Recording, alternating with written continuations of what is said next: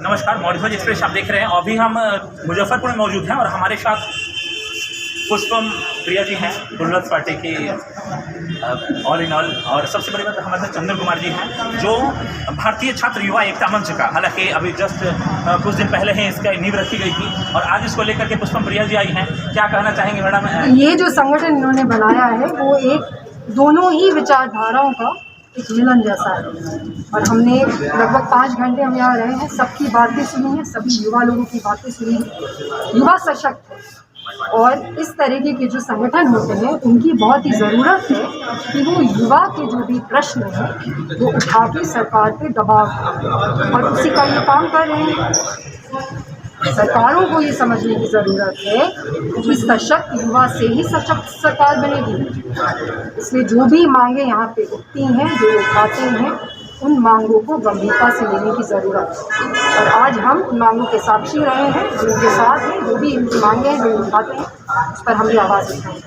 Madam, अभी यहाँ मुजफ्फरपुर में एक मध्यावधि चुनाव होना है विधानसभा का, इसको लेकर के आप अपनी पार्टी की तरफ से क्या स्टैंड रखें, क्या कहना चाहिए? पार्टी की तरफ से तो जो होगा वो पता चलेगा ही, लेकिन अभी हम दूसरे पार्टियों का तमाशा देख रहे हैं, आप लोग भी देख रहे होंगे।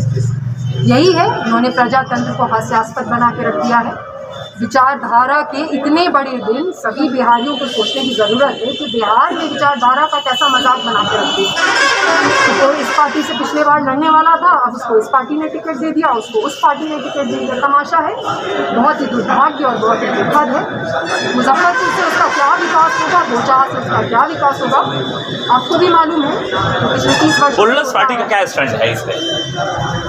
देखिए, चुनाव में क्या होगा तो आपको वक्त के साथ पता चलेगा। जहाँ तक पार्टियों को लेकर स्टैंड की बात है तो वो तो हम बारंबार बोलते आए हैं कि इन पार्टियों को हटाने की ज़रूरत है। अभी जो कुछ भी पंजाब में हुआ उसको एक सीख के तौर पर लेने की ज़रूरत है। पार्टी बड़ी या छोटी नहीं होती, जनता बड़ी होती है और उनके पास वो पावर होता है कि वो किसी को भी एक दिन के भीतर कहीं का भी ना छोड़े। वहाँ पर यही हुआ, मुख्यमंत्री, उप मुख्यमंत्री सब चुनाव। अब बिहार में ये सोचने की ज़रूरत है क्या हम इस कदर जागरूक हुए हैं कि इतना बड़ा फैसला उठा सकते, और जितना जल्दी उठाएंगे बिहार की उतनी बेहतरी होगी, हम लोगों की, सभी लोगों की बेहतरी। अब छात्र युवा एकता मंच के माध्यम से आप यहाँ मुजफ्फरपुर में पधारी हैं, इसको लेकर के खास तौर से बुझाने के लिए भी कुछ आप गाइड करना चाहेंगे? मैं वही बोलूँगी जो मैंने अभी बोला। प्रजातंत्र की ताकत को बस एक जुमला नहीं बनाना, प्रजातंत्र की वाकई में ताकत है। ऐसे व्यक्ति को वहाँ से चुने, जिसको भी चुने, ऐसे व्यक्ति को चुने जो कि ईमानदार हो, पढ़ा लिखा हो, क्योंकि सबसे ज़्यादा ज़रूरत ये है कि जो आने वाले भविष्य हैं बिहार के, वो नहीं बिगड़ने चाहिए और उसको बनाने की जिम्मेदारी लालू नीतीश जी के ऊपर नहीं है, जनता के ऊपर है।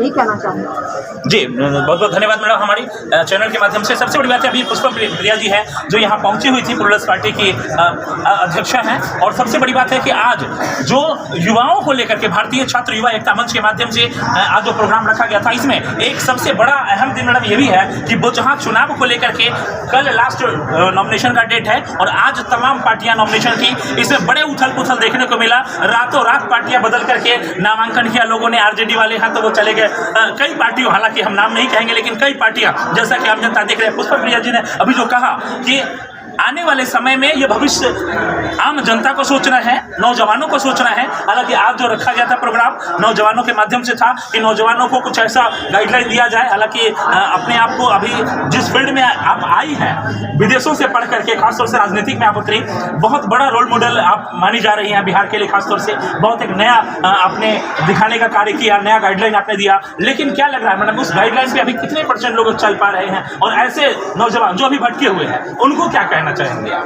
ये आज तो लोहिया जी का दिन, लोहिया जी ने भी विदेश में पढ़ाई की, तो हमने ये देखा है, हमारे पास इस तरीके के एविडेंस भी रहे हैं कि अगर कोई पढ़ लिख के वापस आया और बिहार की कैसी नाट्य हालत है, तो किसी से छिपी नहीं है, तो वो किसी अच्छी मंशा से आ रहे हैं। बस अब हमारे पास यही चैलेंज है कि ज़्यादा से ज़्यादा लोगों के पास हमारी मंशा पहुँचा देनी है, क्योंकि हमारा यकीन है कि लोग भी बदलाव चाहते हैं।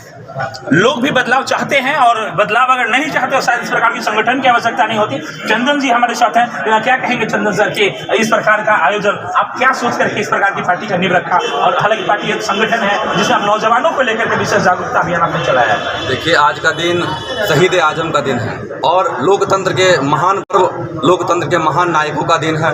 इसलिए आज हम लोग यह कार्यक्रम किए हैं भारतीय छात्र युवा एकता मंच के माध्यम से। हम लोगों ने अध्यक्षा मैडम को, पुष्पम चौधरी जी को आमंत्रित किए, इन्होंने आने का काम किया।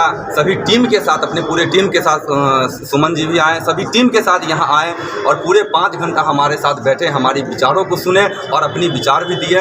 हम मानते हैं कि 5 घंटा हमारे साथ छात्र युवा बैठे रहें और हमारी विचार को सुने, उन्होंने अपनी विचार को बताया, तो कहीं ना कहीं क्रांति भी होगा और सत्ता परिवर्तन भी होगा।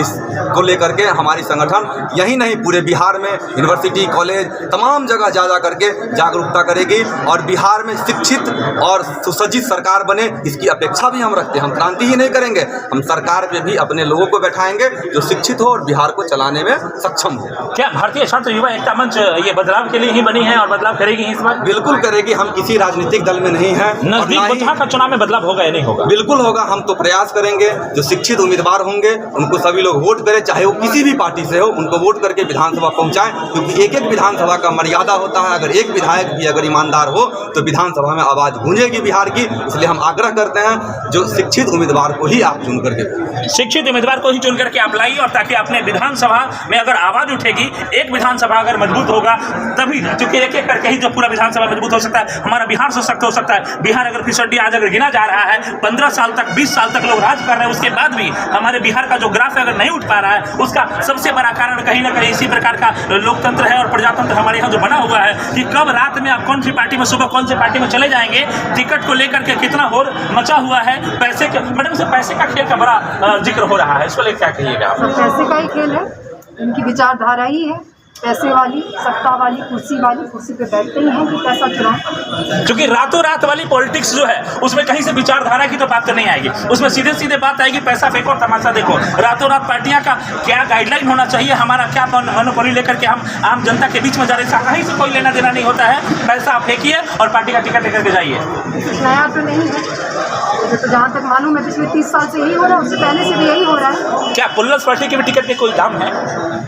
हमारी पार्टी में ऐसे लोग खड़े हुए हैं चुनाव में तो 10,000 जो देना पड़ता है इलेक्शन कमीशन को, वो भी इकट्ठा नहीं कर सकते। तो अगर दाम होता तो हम भी वहाँ पे बैठे रहते, फिर प्लूरल्स पार्टी ही नहीं होती। फिर या तो हम जदयू में होते, या तो भाजपा में होते, या तो राजद में होते। अगर जूझ रहे तो उसका सबसे बड़ा कारण यही है कि आपकी पार्टी जो है किसी प्रकार से भी अपने जो गाइडलाइन है उसमें कहीं समझौता नहीं कर रही है, जिसका सबसे बड़ा कारण है कि आज आपकी पार्टी से कोई चुनाव लड़ना चाहता है तो उसको चंदा लेकर के तब जो है पार्टी के लिए जो नामांकन करने के जो फीस होता है वो देना पड़ता है। फिलहाल तस्वीरें मौजूद चैनल के माध्यम से हमारी बातें पुष्पम प्रिया जी से हो रही थी, पुलिस पार्टी की अध्यक्षा है, और साथ में चंदन कुमार जी जो इसके अभी अध्यक्ष और संस्थापक हैं और फिलहाल जुड़े हमारे चैनल के माध्यम से। मैडम आपको बहुत बहुत धन्यवाद कि आप पधारे। आपको भी सर बहुत बहुत धन्यवाद कि आपने इस प्रकार नौजवानों के लिए एक इतना बड़ा आयोजन आपने किया। जुड़े तमाम दर्शकों को बहुत बहुत धन्यवाद आपको।